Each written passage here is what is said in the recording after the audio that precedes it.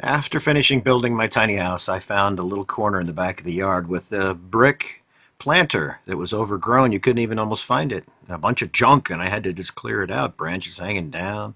That was an old boat under a tarp. Yeah. But after clearing it out, I planted my potatoes. And as you can see, there's a piece of metal right there on the ground underneath that log. That comes into play later, you'll see. After the initial weed pulling and discovery of this, that, and the other, I started collecting my rocks. A rock collection! Actually, they were going to be for my stream and my pond, so I set them aside. Next came actually having to get rid of the boat and the old cover that covered it and do some maneuvering.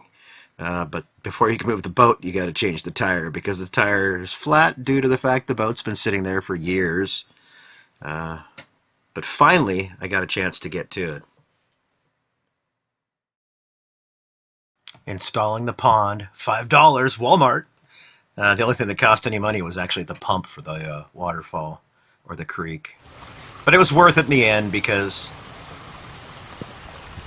yeah, I fell in love with it when I turned it on.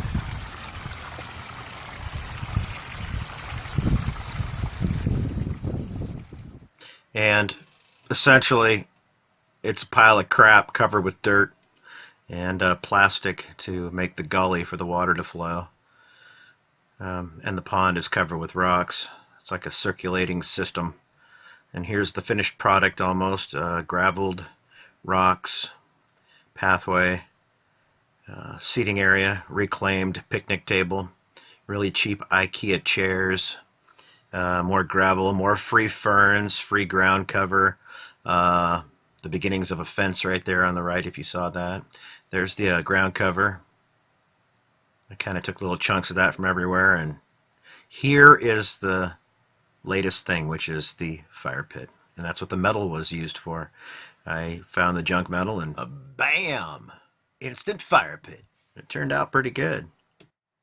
And the overall is I'm happy with my little corner. My little corner of the world.